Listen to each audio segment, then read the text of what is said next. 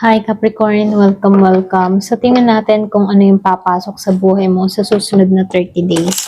Give me the message for Capricorn. Ano yung papasok sa buhay mo sa susunod na 30 days?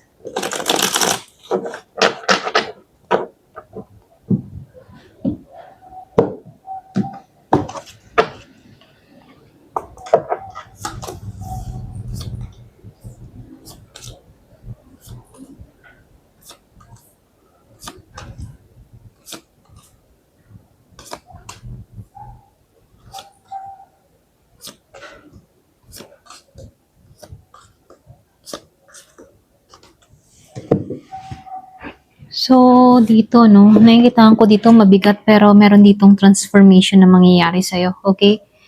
So, nakikita ko dito, meron ka ng tatanggalan dito eh. Para bang aalisan mo yung maling direksyon? Meron akong nakikitang pag-ikot ng kapalaran dito. So, meron akong nakikitang isang relasyon or desisyon na magpapabago sa pananaw mo, okay? So, nakikitaan ko dito, ano, lumabas yung two of wands. Reverse. Kumbaga dito, ano, yung iba sa inyo, pakaramdam mo, wala kang direksyon sa panahon ngayon, ano, or nag-aalinlangan ka sa susunod na hakbang. Pero ganun pa man, sinasabihan ka dito na meron ditong biglaang pagbabago sa the wheel of fortune. So, yung kapalaran dito ay gagalaw na para sa'yo. Hindi mo kailangang pilitin, ano. Nakikitaan ko rin dito sa King of Swords, reverse, ano. Yung iba sa inyo, meron akong nakikitang isang tao, pwedeng meron kang kadiling na Gemini, Libra, and Aquarius, ano. Siya yung tipo ng tao na may pagka-manipulative or pwede rin magulo magsalita. Alam mo yon. So, huwag kang magpadala sa salita, ano. Tingnan mo muna yung kanyang gawa or yung kanyang kinikilos, ano. So, nakikitaan ko rin dito sa Six of Pentacles reverse, ano, pwedeng yung iba sa inyo unbalanced ka pagdating sa give and take, ano. So, nakikita ko dito tapos na yung ikaw lagi yung nagbibigay. So, ngayon, makaka-receive ka na rito. Okay? Nakikitaan ko rin dito, meron akong nakikitang pagbasag sa lumang structure, ano. Kumbaga, pamilya, long-term plan, or financial expectation. So, nakikitaan ko dito na maalisan mo yung mga lumang pamamaraan, lumang kinagawian, or lumang plano, no? So, nakikita ko dito, meron ka ditong tatahakin na bago, okay? Kumbaga, meron ka ditong pagbabawas or pagtatanggal, or meron ka nang i-release sa buhay mo, okay? So, nakikita ko rin dito, no, yung iba sa inyo, kung meron kang kadiling dito na Scorpio, Cancer, and Pisces, ano, mutual lang yung nararamdaman nyo sa isa't isa, no? Kumbaga, totoo yung pagkakaintindihan dito, no, mutual feelings, kumbaga, no, maparomantic man ito or soul level yung partnership, nakikitaan ko dito, totoo, yin and yang balance. So, nakikitaan ko rin dito sa strength reverse. So, yung iba sa inyo, no, nagse-self-doubt ka, okay, or pwedeng pagod na yung loob mo. So, sinasabihan ka dito, kailangan mong maging gentle para sa sarili mo. Kumbaga, hindi mo kailangan pilitin kung nahihirapan ka na.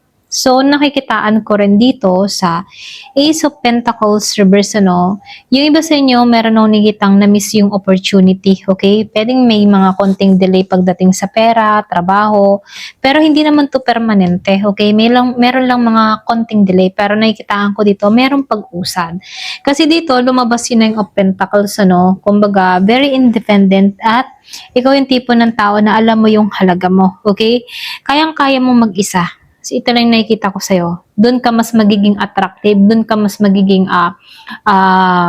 abundance, ano. So, nakikitaan ko dito, very independent ka, at nakikitaan ko dito magtatagumpay ka dito sa Nine of Pentacles, okay? So, dito, sa Lunar Eclipse Reverse, hindi pa tapos yung karmic cycle dito, no? Pero malapit na magsara, okay?